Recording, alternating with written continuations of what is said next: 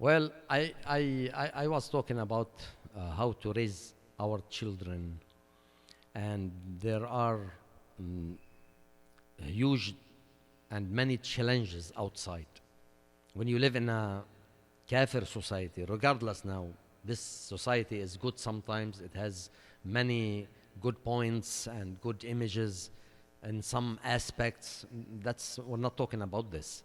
But in general, it's not an Islamic society. Yani you don't see mosques everywhere, you don't see that يعني Muslims everywhere. No, you are different from them in terms of your thinking, your ideology, your theology. So you feel lonely sometimes, and that's well known, that's natural. And so when you are in this society and you want to practice yours, your religion, then you have to prepare yourself. You have children. Those children are growing. And if your house will be a cell of different people, different thinking, different mu'mins, some are fasiq, some are not, they don't pray, some they don't fast, some they deal with haram things. So the house will be unstable from spiritual point of view and from, a social point of view. You have to protect your house. And that's what Allah subhanahu wa ta'ala said. Oh, who you believe, protect your families from hellfire. That the fuel of this hellfire is like people and stones. الناس والحجارة. Imagine hellfire, Jahannam. What fuels Jahannam? Gas or kerosene? Allah says people. And that's scary. So it's very important to know that you are responsible in the first state. You are responsible. Allah subhanahu wa ta'ala will ask you, why did you leave your kid? Why didn't you teach him? This kid is not a car. This kid, if you don't teach him, if you don't put the light in his heart, if you don't work on him, like he said, Ya ayyuha alladhina amanu, alaykum anfusakum, take care of your souls. Your son and your daughter is part of your soul. He is yourself, if you want to consider it this way. Don't we say that? My son is like me. I have to take care of him. If something happens to him, I cry. I feel sad all the time. So I have to care for my son. That's our nature. So Allah subhanahu wa ta'ala, He says, if you don't take care of him, you are sending him to Jahannam because he's going to be deviated. And that's right. حصب Jahannam. That's why Allah subhanahu wa ta'ala emphasizes on and stresses on how to raise your child. Go to the ahadith and see how important it is. How important to work on your child. And how many hadith that Rasulullah sallallahu alayhi wa alayhi praises the people who take care of your children, of their children. Why? Because at least your child will give you as rewards and ajr and thawab after your death. He will make dua for you, he'll read Quran for you, like what we are doing for our fathers. And when we do the qunut, the same thing. Allahumma ghfirli wa liwalidayya. And that goes back to my father, to my mother, to anybody whom you make dua to. It's very important. When you live, you do your work yourself. And Allah subhanahu wa ta'ala will reward you. But when you die, no work anymore. But who gives you ajr and thawab? Your son, your daughter, who work for you, who fast for you, who prays for you. Everything goes back to you. Allah subhanahu wa ta'ala is Rahman, Rahim. I'll tell you one thing. One time Al-Masih alayhi salam was passing by a cemetery. He saw a man in his grave in bad shape. He was like in a state of ordeal and calamity. مش مرتاح, معذب, عذاب. Then the second year he passed by the same grave. He saw that man is in paradise. And he asked Allah subhanahu wa ta'ala, Al-Masih alayhi salam. He said, Ya Rabb, what's wrong with this guy? I mean, Why he is now in Na'im, last year was in Jahannam. Like in Jahannam.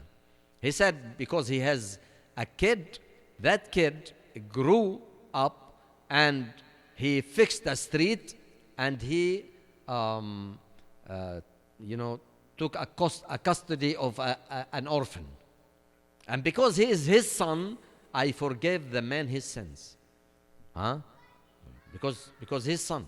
He's the reason for that. He made it on his father's soul. So a son is very important. That's dhukhr. He can compensate for your shortcomings, in this life. Now, how can we deal with that? You have to put efforts. You have to exert efforts. You have to take it as a priority. It's not something on the side.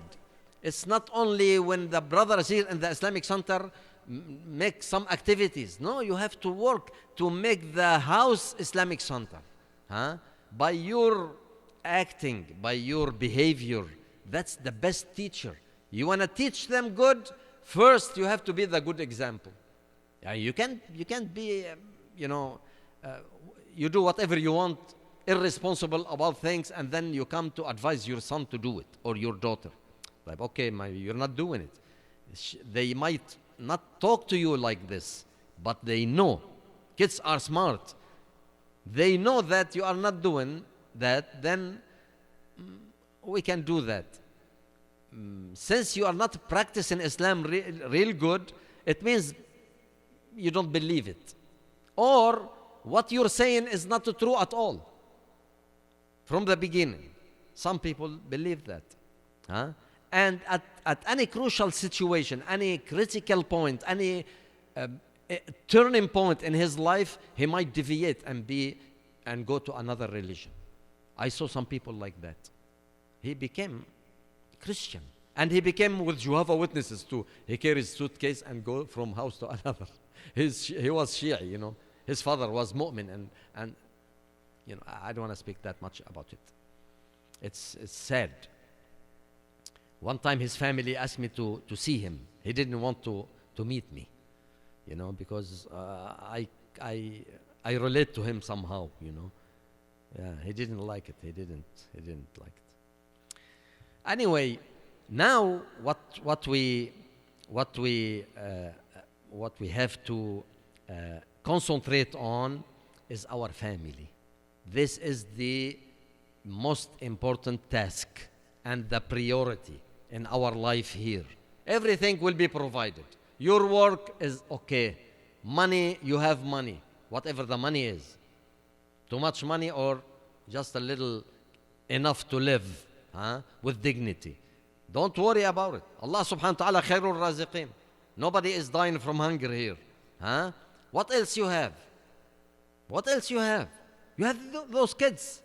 And Allah subhanahu wa ta'ala, if you are mu'min, I'm saying, and you care about your kids, even if somebody is fasiq and listening to me, I'm not saying somebody here is, no, but even some people may say, Wallah is good.